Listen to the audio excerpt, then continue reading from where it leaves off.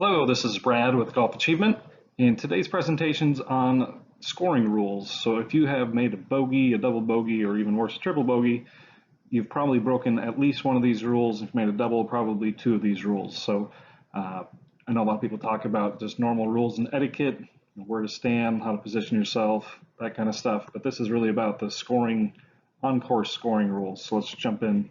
So we kind of broke this into rules off the tee, rules approaching the green, rules around the green, and then putting rules, and then also some mental game rules at the end. So start off with rules off the tee. So starting out in first gear. So the role of a tee shot is to position the ball in play. And we're not trying to hit it as far as you can. We're just trying to start off in first gear, swing to balance, grip down an inch on the club if you need to, and just get the ball in play. You don't need to jump into fifth gear right off the bat and try to kill one off the first tee. That usually leads to some trouble, or any tee box for that matter. Right? Swing as hard as you can as long as you keep your balance. All right? Second, always play away from trouble and avoid penalty strokes. So if you can push and pull and hit the ball relatively straight, you should be able to avoid trouble by managing the ball around the golf course. So we do a 7-shot drill. Can you push it, pull it, and hit it straight? Can you curve it to the right? Can you curve it to the left or fade draw and hit it straight? And then can you hit it high? Can you hit it low and all straight? So a couple exercises that you can do. If you start gaining some ball control, you'll be able to manage your golf ball better around the golf course. Next off the tee is picking the right side of the tee box to play your natural shot shape. So if you typically play to fade or ball that curves to the right or slice, you want to set up the golf ball on the right side of the tee box to open up that fairway. It'll just look bigger to you. So aim your body or your stance line 5 or 10 yards into the left rough and just play your little cut. It's not a bad way to get around the golf course. Again, confidence comes from predictability. So if you know it's coming, it's easy to play it. And uncertainty definitely comes from not knowing where your golf ball is going to go, if it's going to curve left or right. So if you're going to draw the golf ball, you're going to set up on the left side and kind of do the opposite. And if you're fortunate to hit it straight, you can tee up anywhere and just take advantage of the hole. Next is approach shots. So approach shots will be anything approaching the green, or maybe sometimes those long approach shots off the fairway into a par 5. So first thing that's important is reading the lie. What's capable out of the lie? So if the ball's sitting up nice, not a problem. You got a lot of options. If the ball is sitting down or you've got a downhill lie, probably one of the most common mistakes I see is a ball that's hit with a fairway wood on a downhill lie, just thinking that they can hit it long with a fairway wood, but there's not enough loft. Or as you can see here, an old 1-iron out of the rough, probably not going to work. So reading the lie and knowing what's capable out of the lie is very important. That just comes from playing experience. So again, get out and play. Hopefully these rules will help you lower your score here as well. One of my favorite sayings is safely eliminate as much distance between you and the hole as possible. So if you look at a hole that has a lot of bunkers or not much landing area, where can you hit it that you can probably play that shot 7 out of 10 times? So if you're in trouble, get it out of trouble, right? Make sure that if you're in the woods, you're not in the woods a second time. So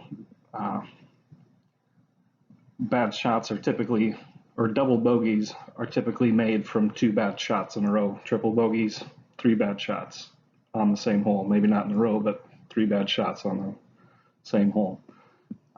You can get away with 1. Bogeys don't hurt you too much, but double bogeys add up quickly. All right.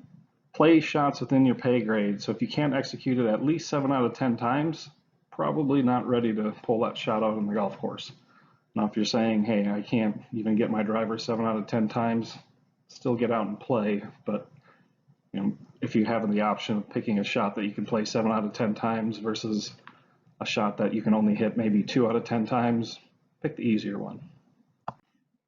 Avoid this short side. So what I mean by that is if you have a right pin and you miss to the right of the green, leaving yourself very little green to work with, and you got a little lob shot, that's typically a short-siding situation. So try to play to the fat side where you have the ability to get the ball on the ground and running rather than having to play a high lob shot to get it to stop close to the hole. So if you know your carry distances, you should also be able to cover the front edge of the green. So if you ever find yourself hitting shots that fly short of the green, that's definitely an underclubbing situation. So make sure you take enough club. So around the green, these are chips and pitches around the green. Get the ball on the ground and rolling as soon as possible is a rule that I like. Again, the smaller the stroke, the more efficient, more repeatable it is. And I think it's probably the easiest anyways to get the ball closest to the hole by using a shot that's lower and rolling on the green. One of the mindsets that I like to promote to my players is if you can see the hole, try to make it. Or as my friend Cameron McCormick says, aim small, miss small. Focus on the entry point. This is more as a playing skill more than a course management skill, but if your last look is the entry point of the hole rather than the landing point, you're going to probably chip in a few more times. So one of the biggest errors that I see are I'll kind of watch players and their eyes will trace the trajectory of the shot and then roll to the hole, and then their last look will be the landing point, and typically they hit it right back to the landing point because that's their last look or where their focus lies. So instead of the landing point being your last look, try to make the entry point of the hole the last look. So you can kind of imagine the hole as a clock, with 6 o'clock being the front of the hole, 12 o'clock being the back of the hole, and try to see the ball going in or where it's going to go in, not only off the green but also in putting. Next, some scoring rules on the green. So I use the 10% rules for putts. So if you've got a 10-foot putt, you should be able to hit it within a foot, 20 feet, 2 feet, 30 feet, 3 feet. Again, you're trying to eliminate at least 90% from the distance. That would be a good putt. Never leave a putt short inside of 20 feet. These are kind of game killers. Is having a good putt and focusing more on the line than the distance, right? So try to make as many putts or never leave a putt inside of 20 feet short. Focus more on distance and pace rather than on direction on putts outside of 20 feet. So again, just understand that if you look at the tour, they only make maybe 10 to 15% of their putts from outside of 20 feet. That's 1 out of 6, not even 1 out of 7. And so don't expect to make those. They're great to make every once in a while, but they're going to make a lot more from inside of 6 feet. And actually, they only make half of their putts from 8 feet. So we get these false readings or false sense of security of we only see them making those putts on TV on Saturday and Sunday, but those are the best players playing the best. If you look at the tour over the course of a year, they're only making 50% of their putts from 8 feet. So again, distance is more of a cause from 3 putts, or poor distance control is the cause of a 3 putt, and having good distance control will lead to more tap-ins and a little more stress-free golf. Your equipment should complement your game and not complicate it. So if you have questions or if you don't think your putter fits you or your wedge has too much bounce and it's just not feeling right, or your driver loft is going too high or too low, try to eliminate those things or those ideas from your game. You should love every club in your bag. If not, come and get fit. As far as pre-shot routine, plan your work and work your plan. So good pictures produce good shots. Good thoughts, good shots. Simple questions, simple shots, simple process leads to a predictable outcome. So people ask, how do I develop confidence? And the answer to that to me is having a series of questions or a series of pictures that you can have before the shot that you can turn into reality. Okay, so if you haven't done it before, it's hard to develop confidence, but if you've ripped tee shot after tee shot after tee shot, you can step up to the first tee or 18th tee knowing that you have the confidence and ability to do it.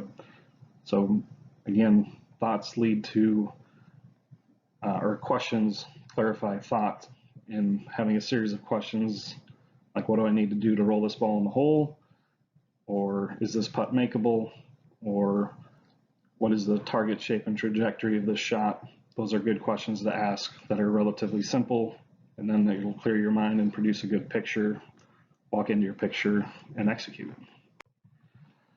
Breathing. So inhale and exhale. Learn how to manage your arousal level through your breathing. You'll find that when you get tense, you tend to breathe from the upper part of your chest, and when you can relax by breathing more from your belly, or what I call like belly breaths, right? So take a deep cleansing breath before you pick up the club and out of your bag, and then also right before you address the ball or as you walk toward the ball. I think having 2 cleansing breaths will help you think better and play better golf.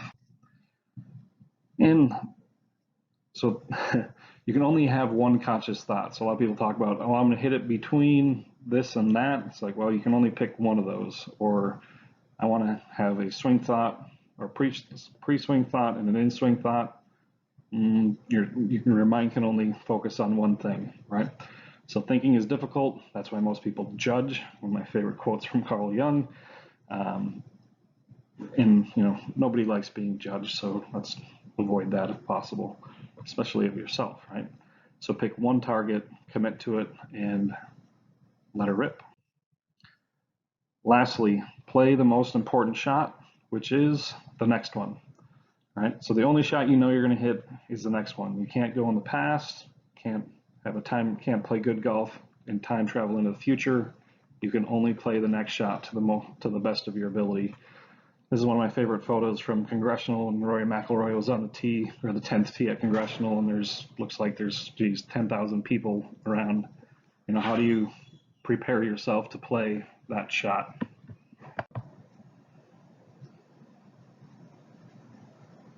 I'm pretty sure that he was able to calm his nerves, focus on the target shape and trajectory. He's hit this shot, I think it's probably 225 yards, thousands of times in his practice. He had a good mental image of what the ball was going to do, what he needed to do. He stepped up and was able to execute. I believe he hit this to about 6 feet. So if you think you're ready to play golf at a high level, this is what you're going to need to deal with. It's not quiet. It's going to be loud. And you need to be able to focus and eliminate any distraction, and again, focus on the most important shot, which is the next one. Thanks for listening, and check out any of the other videos here on our YouTube channel, and hope to see you again soon.